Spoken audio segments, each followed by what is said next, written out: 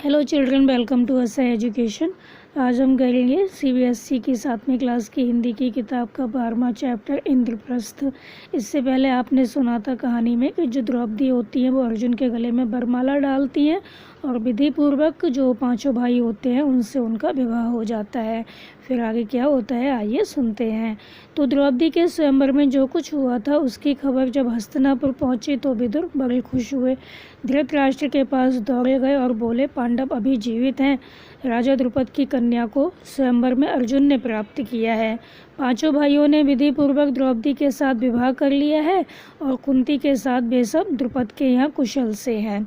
तो क्या होता है, द्रौपदी के स्वयंवर में जो कुछ हुआ था, वहाँ जो कुछ हुआ उसकी खबर जब हस्तिनापुर पहुँचती है तो जो विदुर होते हैं बहुत खुश हो जाते हैं ये सुनकर कि जो पांडव हैं वो जीवित हैं। तो वो भागे भागे धृतराष्ट्र के पास जाते हैं, उनको बताते हैं कि पांडव अभी जीवित हैं। तो और जो राजा द्रुपद की कन्या है उन्होंने क्या किया है, उनको स्वयंवर में अर्जुन ने प्राप्त किया है। तो राजा द्रुपद की जो कन्या द्रौपदी हैं उसमें जो स्वयंवर हुआ उनका, उसमें अर्जुन ने उनको प्राप्त किया है। तो द्रौपदी ने अर्जुन के गले में वरमाला डाल दी है। तो पांचों भाइयों ने अब क्या किया है, विधि पूर्वक द्रौपदी के साथ विवाह कर लिया है और कुंती के साथ वो सब कहाँ पे हैं, द्रुपद के यहाँ कुशल से हैं। फिर क्या होता है, जो धृतराष्ट्र होते हैं जब ये सुनते हैं तो वो बहुत खुश हो जाते हैं और कहते हैं कि भाई विदुर, तुम्हारी बातों से मुझे असीम आनंद हो रहा है। राजा द्रुपद की बेटी हमारी बहू बन गई, ये बड़ा ही अच्छा हुआ। तो ये सुनकर जो धृतराष्ट्र होते हैं बहुत खुश हो जाते हैं और कहते हैं, भाई विदुर, तुम्हारी जो बातें हैं, तुमने जो कुछ बताया हमको उससे बहुत अधिक प्रसन्नता मिल रही है, हम बहुत खुश हैं। अब राजा द्रुपद की जो बेटी है वो हमारी बहू बन गई है, ये तो बहुत अच्छा हुआ। उधर दुर्योधन को जब ये मालूम हुआ कि पांडवों ने लाख के घर की भीषण आग से किसी तरह बचकर और 1 बरस तक कहीं छिपे रहने के बाद अपराक्रमी पांचाल राज की कन्या से विवाह कर लिया है और अब वे पहले से भी अधिक शक्तिशाली बन गए हैं, तो उनके प्रति उसके मन में ईर्ष्या की आग और अधिक प्रबल हो उठी। इधर क्या होता है, जब दुर्योधन को पता चलता है कि जो पांडव हैं वो जीवित हैं, वो आग में जले नहीं हैं और अब उन्होंने क्या किया है, 1 बरस तक वो छिपे रहे, किसी को पता ही नहीं चला, हमें ऐसा ही लगा कि वो मर चुके हैं। और अब उन्होंने पराक्रमी पांचाल राज की जो कन्या द्रौपदी है उससे विवाह कर लिया है, तो अब तो वो और अधिक शक्तिशाली बन गए। तो जो दुर्योधन था पहले ही उसको बहुत अधिक ईर्ष्या थी पांडव भाइयों से, अब क्या होता है उसके मन में जो ईर्ष्या की आग थी वो और अधिक प्रबल हो उठती है।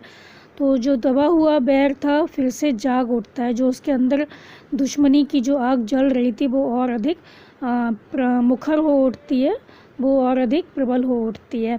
तो जो दुर्योधन और दुशासन है वो क्या करते हैं, शकुनी को अपना दुखड़ा सुनाते हैं। शकुनी के पास जाते हैं, अपना दुख दर्द है वो बताते हैं। वो कहते हैं कि मामा अब क्या करें, अब तो द्रुपद कुमार, धृष्टद्युम्न और शिखंडी भी उनके साथी बन गए हैं। तो वो बताते हैं अब तो क्या हुआ, जो द्रौपदी है उनसे विवाह करने के बाद जो द्रुपद कुमार मतलब जो द्रुपद के बेटे हैं धृष्टद्युम्न और शिखंडी हैं वो भी उनके साथी बन गए हैं, इनके जो रिश्तेदार हैं वो बन गए हैं। तो क्या होगा, अब इनकी जो ताकत है वो और अधिक हो जाएगी। उसके बाद कर्ण और दुर्योधन क्या करते हैं, धृतराष्ट्र के पास जाते हैं और एकांत में उनसे, जो दुर्योधन है वो कहता है कि पिताजी जल्दी ही हम ऐसा कोई उपाय करें जिससे हम सदा के लिए निश्चिंत हो सकें। तो जो कर्ण और दुर्योधन है धृतराष्ट्र के पास जाते हैं और एकांत में जो दुर्योधन होते हैं अपने पिताजी से कहते हैं कि हमें कोई ना कोई उपाय अब कर लेना चाहिए जिससे हम सदा के लिए निश्चिंत हो जाएं, हमें कोई भय ना रहे। तो धृतराष्ट्र ने कहा, बेटा तुम बिल्कुल ठीक कहते हो, तुम ही बताओ अब क्या करना चाहिए। जो धृतराष्ट्र हैं वो कहते हैं, हाँ तुम तो बिल्कुल ठीक कह रहे हो, अब तुम ही बताओ हमें क्या करना चाहिए। तो जो दुर्योधन है वो कहता है कि तो फिर हमें कोई ऐसा उपाय करना चाहिए जिससे पांडव यहाँ आए ही नहीं।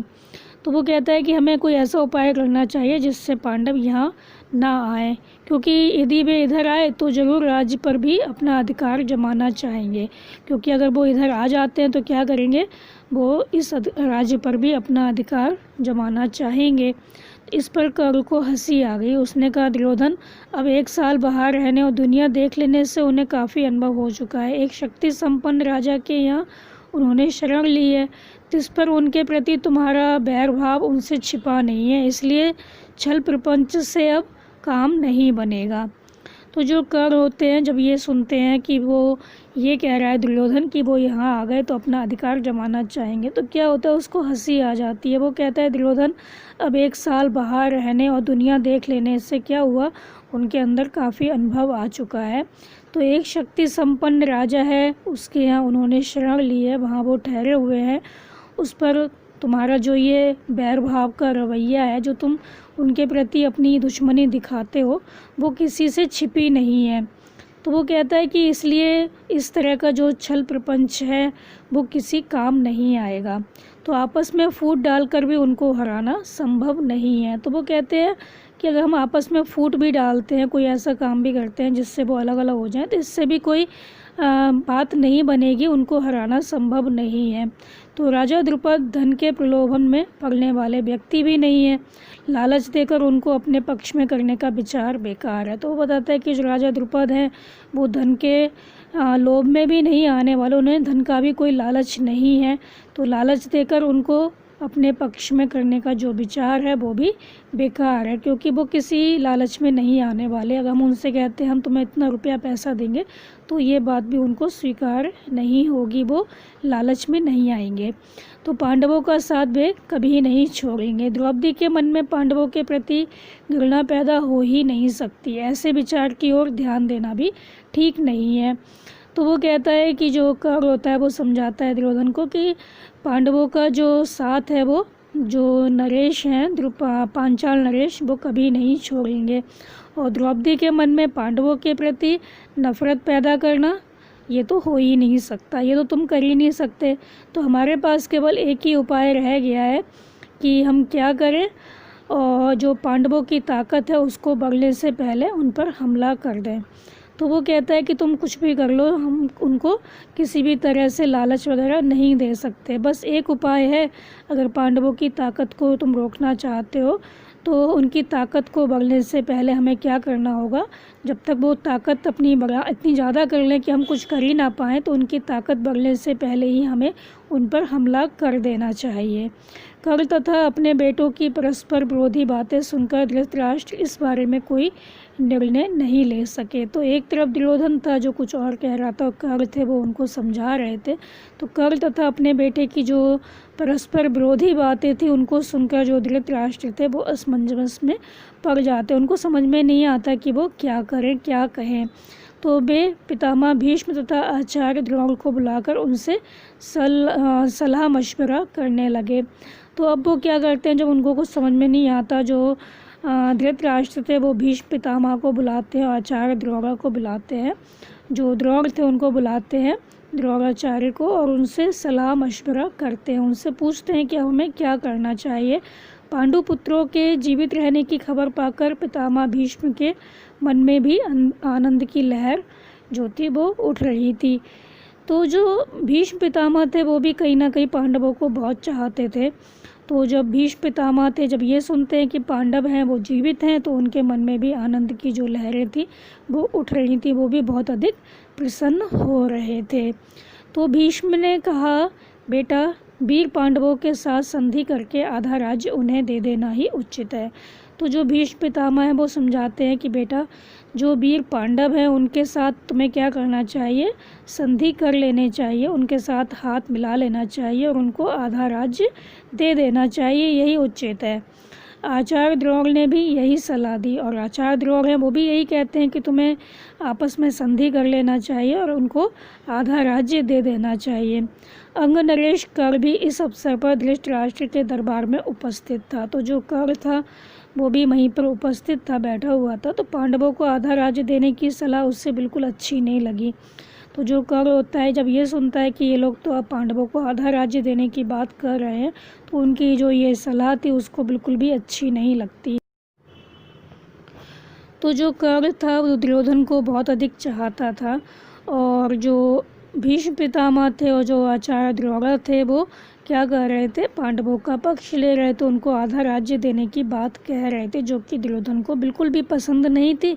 इस वजह से क्या होता है, जो कर्ण होते हैं उनको गुस्सा आने लगता है, उनकी सलाह पर उनको क्रोध आने लगता है। वह धृतराष्ट्र से बोला, राजन मुझे ये देखकर बड़ा आश्चर्य हो रहा है कि आचार्य द्रोण भी आपको ऐसी कुमंत्रणा देते हैं। तो जो कर होता है वो कहता है कि राजन धृतराष्ट्र से कहता है कि राजन, मुझे बहुत आश्चर्य हो रहा है कि जो आचार्य द्रोण हैं वो भी आपको ऐसी बुरी सलाह देते हैं, बेकार की सलाह देते हैं। तो वो कहता है, राजन, शासकों का कर्तव्य है कि मंत्रणा देने वालों की नीयत को पहले परख लें, फिर उनकी मंत्रणा पर ध्यान दें। तो वो कहता है कि राजन, शासकों का ये कर्तव्य होता है कि जो उनको सलाह दे रहा है उसके अंदर क्या छिपा हुआ है, वो क्या चाहता है, पहले ये देख लिया जाए, फिर उसकी सलाह को माना जाए। कर की इन बातों से द्रोणाचार्य क्रोधित होकर गरज कर बोले, दुष्ट कर, तुम राजा को गलत रास्ता बता रहे हो। ये निश्चित है कि यदि राजा धृतराष्ट्र ने मेरी तथा पितामह भीष्म की सलाह ना मानी और तुम जैसों की सलाह पर चले तो फिर कौरवों का नाश होने वाला है। तो कर की इन बातों से क्या होता है, द्रोणाचार्य को गुस्सा आ जाता है और वो गरज कर कहते हैं, काफ़ी तेज़ आवाज़ में कहते हैं कि दुष्ट कर, तुम राजा को गलत रास्ता बता रहे हो, तुम उनको गलत सलाह दे रहे हो, उनको ठीक से नहीं बता रहे कि क्या करना चाहिए। ये निश्चित है कि यदि धृतराष्ट्र जो है वो मेरी सलाह नहीं मानेंगे, भीष्म पितामह की सलाह नहीं मानेंगे और तुम जैसे लोगों की सलाह मानते रहेंगे, उन पर चलते रहेंगे सलाह मानकर, तो फिर कौरवों का नाश तो निश्चित है, उनका नाश होने वाला है। इसके बाद क्या होता है, धृतराष्ट्र ने धर्मात्मा विदुर से सलाह ली। तो फिर धृतराष्ट्र होते हैं, उनकी जो स्थिति थी काफ़ी गंभीर हो जाती है, वो समझ नहीं पाते कि उन्हें क्या करना चाहिए। तो वो अब क्या करते हैं, धर्मात्मा विदुर से सलाह लेते हैं। तो विदुर ने कहा, हमारे कुल के नायक भीष्म तथा आचार्य द्रोण ने जो बताया है वही श्रेयस्कर है, कर की सलाह किसी काम की नहीं है। तो जो विदुर थे वो भी चाहते थे कहीं ना कहीं पांडवों को, तो वो भी कहते हैं कि हाँ, जो भीष्म पितामह हैं और जो द्रोणाचार्य हैं उन्होंने जो कुछ कहा वही ठीक है, और जो कर की सलाह है, जो कुछ कर कह रहे हैं वो ठीक नहीं है। अंत में सब सोच विचार कर धृतराष्ट्र ने पांडु के पुत्रों को आधा राज्य देकर संधि कर लेने का निश्चय किया। अंत में क्या होता है, सारा कुछ सोच विचार कर धृतराष्ट्र जो होते हैं वो पांडु के जो पुत्र हैं, पांचों पांडव, उनको आधा राज्य देकर संधि कर लेने का निश्चय करते हैं, उनके साथ संधि करना चाहते हैं। और पांडवों को द्रौपदी तथा कुंती सहित सादर लिवा लेने के लिए विदुर को पांचाल देश भेजा। तो वो क्या करते हैं, जो विदुर थे उनको पांचाल देश भेजते हैं, पांडवों को द्रौपदी तथा कुंती सहित सादर लिवा लाने के लिए, उनको आदरपूर्वक बुलाने के लिए वो पांचाल देश विदुर को भेजते हैं। तो विदुर पांचाल देश को रवाना हो जाते हैं, वो चले जाते हैं पांचाल देश पांडवों को लाने के लिए। पांचाल देश में पहुंचकर विदुर ने राजा द्रुपद को अमूल उपहार भेंट करके उनका सम्मान किया और राजा धृतराष्ट्र की तरफ से अनुरोध किया कि पांडवों को द्रौपदी सहित हस्तिनापुर जाने की अनुमति दें। तो वहाँ पहुंचकर जो द्रुपद थे उन्होंने क्या किया, विदुर ने अच्छा सा एक उपहार दिया, बहुत ही कीमती उपहार दिया और उनका सम्मान किया उपहार देकर। और राजा धृतराष्ट्र की तरफ से अनुरोध किया कि जो पांडव हैं उनको क्या किया जाए, द्रौपदी सहित हस्तिनापुर जाने की अनुमति दीजिए आप। तो विदुर का अनुरोध सुनकर राजा द्रुपद के मन में शंका हुई। अब जो राजा द्रुपद थे उनके मन में शंका होती है कि ये इस तरह से क्यों कह रहा है, विदुर जो इस तरह के अनुरोध कर रहे हैं वो क्यों कर रहे हैं, उनको संदेह पैदा हो जाता है, उनके मन में शंका पैदा हो जाती है, संदेह पैदा हो जाता है। उनको धृतराष्ट्र पर विश्वास ना हुआ, सिर्फ इतना कह दिया कि पांडवों की जैसी इच्छा हो वही करना ठीक होगा। तो उनको धृतराष्ट्र पर विश्वास नहीं था कि वो क्यों बुला रहे हैं, उनको लग रहा था कोई चाल चल रहे हैं वो। तो वो इतना कह देते हैं कि ठीक है, पांडवों को जैसा अच्छा लगे, उनकी जैसी इच्छा हो वही करना ठीक होगा, अगर वो जाना चाहते हैं तो चले जाएं, नहीं जाना चाहते तो ना जाएं। तब विदुर ने माता कुंती के पास जाकर अपने आने का कारण उन्हें बताया। कुंती के मन में भी शंका हुई, कहीं पुत्रों पर फिर कोई आफत ना आ जाए। फिर जो विदुर होते हैं वो क्या करते हैं, कुंती के पास जाते हैं, उनको भी बताते हैं आने का कारण कि क्यों आए हैं वो। अब जो कुंती होती है उनके मन में फिर से शंका पैदा होती है, क्योंकि पहले ही वो मौत के मुंह से निकले थे, उनको लगता है अब कोई चाल ना हो, कोई पुत्रों पर आफत ना आ जाए। तो विदुर ने उन्हें समझाया और धीरज देते हुए कहा, देवी आप निश्चिंत रहें, आपके बेटों का कोई कुछ नहीं बिगाड़ सकेगा। वे संसार में खूब यश कमाएंगे और विशाल राज के स्वामी बनेंगे। आप सब बेखटके हस्तिनापुर चलिए। तो जो विदुर है वो उनको समझाते हैं और उनको समझाते हुए कहते हैं कि देवी आप निश्चिंत रहें, आप कोई चिंता ना करें, आपके बेटे हैं, उनका तो कोई कुछ बिगाड़ नहीं सकता, कोई उनको हानि नहीं पहुंचा सकता। वे संसार में खूब यश कमाएंगे, उनकी खूब प्रसिद्धि होगी और विशाल राज के वो स्वामी बनेंगे। आप सब बिना चिंता के क्या करें, हस्तिनापुर चलिए। आखिर द्रुपद राजा ने भी अनुमति दे दी और विदुर के साथ कुंती और द्रौपदी समेत पांडव हस्तिनापुर को रवाना हो गए। फिर जो द्रुपद राजा हैं वो भी क्या करते हैं, उनको जाने की अनुमति दे देते हैं, उनको कह देते हैं जाने के लिए। विदुर के साथ कुंती और द्रौपदी समेत जो पांडव होते हैं वो हस्तिनापुर के लिए चल देते हैं। उधर हस्तिनापुर में पांडवों के स्वागत की बड़ी धूमधाम से तैयारियां होने लगी, जैसा कि पहले ही निश्चय हो चुका था। युधिष्ठिर का यथाविधि क्या होगा, राज्याभिषेक हुआ और आधा राज पांडवों के अधीन किया गया। इधर हस्तिनापुर में क्या होता है, पांडवों के स्वागत की बड़ी धूमधाम से तैयारियां होने लगती हैं। जैसा कि पहले ही निश्चय हो चुका था कि जो युधिष्ठिर हैं उनको आधा राज्य दिया जाएगा, तो राजा जो हैं, जो धृतराष्ट्र थे, वो पहले ही कह देते हैं कि जो पांडव भाई है उनको क्या किया जाएगा, आधा राज्य दिया जाएगा। तो युधिष्ठिर का यथाविधि राज्याभिषेक हुआ और आधा राज्य पांडवों के अधीन हो गया, उनको मिल गया। फिर राज्याभिषेक के बाद में क्या हुआ, युधिष्ठिर को आशीर्वाद देते हुए जो धृतराष्ट्र हैं वो कहते हैं कि बेटा युधिष्ठिर, मेरे जो बेटे हैं वो तो बड़े दुरात्मा हैं, बुरी आत्मा वाले हैं, तो एक साथ रहने से संभव है कि तुम लोगों के बीच बैर बढ़े। तो वो समझाते हैं युधिष्ठिर को कि अगर तुम एक साथ रहोगे तो हो सकता है तुम लोगों में क्या हो, आपस में और अधिक दुश्मनी बढ़ जाए। इस वजह से मेरी सलाह है कि तुम क्या करो, खांडवप्रस्थ है उसको अपनी राजधानी बना लो और तुम वहीं से क्या करना, राज करना, वहीं से शासन चलाना। खांडवप्रस्थ क्या है, खांडवप्रस्थ वह नगरी है जो पुरु, नहुष एवं अयाति जैसे हमारे प्रतापी पूर्वजों की राजधानी रही है। तो बताते हैं खांडवप्रस्थ वो नगरी है जो पुरु, नहुष एवं अयाति जैसे हमारे जो प्रतापी पूर्वज थे उनकी भी राजधानी रह चुकी है।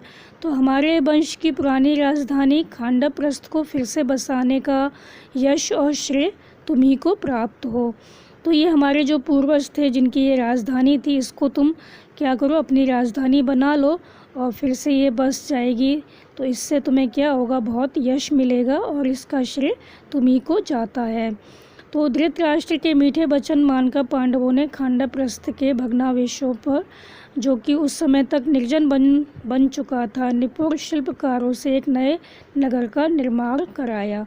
तो धृतराष्ट्र के जो मीठे वचन थे उनको सुनकर, उनको मानकर जो पांडव भाई थे वो क्या करते हैं, खांडवप्रस्थ के जो भग्नावशेष थे, मतलब टूट चुका था खांडवप्रस्थ, निर्जन हो चुका था, निर्जन वन की तरह हो चुका था, बिल्कुल जैसे कि वन होता है जिसमें पेड़ पौधे ना हो, उसी तरह यहाँ पर भी कोई नहीं रहता था, बिल्कुल टूट फूट चुका था।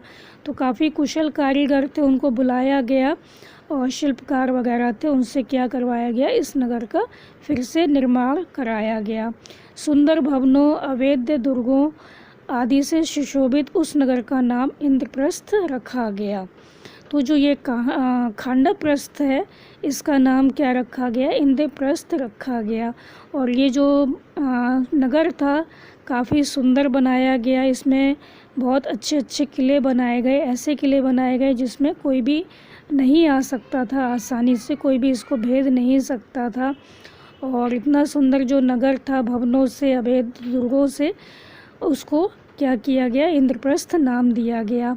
इंद्रप्रस्थ की शान एवं सुंदरता ऐसी हो गई कि सारा संसार उसकी प्रशंसा करते ना थकता था। तो कहाँ तो ये बिल्कुल खंडर बन चुका था खांडवप्रस्थ, अब जो पांडव भाई होते हैं वो बहुत सुंदर नगर बसा देते हैं, इसको बहुत सुंदर बना देते हैं और इसका नाम इंद्रप्रस्थ रख देते हैं। तो ये जो नगर था इंद्रप्रस्थ वो सारे संसार में प्रसिद्ध हो गया, सब लोग इसकी प्रशंसा करने लगे कि कितना सुंदर नगर बसाया है।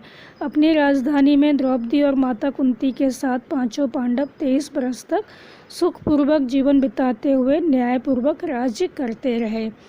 तो जो ये इनकी राजधानी थी इंद्रप्रस्थ, उसमें द्रौपदी और माता कुंती के साथ जो पांचों पांडव थे वो 23 बरस तक बहुत ही सुखपूर्वक जीवन बिताते हुए क्या करते रहे, न्यायपूर्वक राज्य करते रहे। तो उन्होंने 23 बरस तक इस जो इंद्रप्रस्थ था जिसको उन्होंने अपनी राजधानी बनाया था, इसमें उन्होंने 23 बरस तक शासन किया, अच्छे से जीवन बिताया और न्यायपूर्वक उन्होंने राज्य किया। तो बच्चों यहाँ पर हमारा जो चैप्टर है वो ख़त्म हो गया। तो यहाँ पर यही बताया गया है कि जो पांडव भाई थे वो किस तरह से जो इंद्रप्रस्थ था उसको अपनी राजधानी बनाते हैं। तो बच्चों आप इस चैप्टर को अच्छे से समझकर याद कर लीजिए और हमारे चैनल असा एजुकेशन को लाइक कीजिए, सब्सक्राइब कीजिए और शेयर करना बिल्कुल मत भूलिए। Thank you.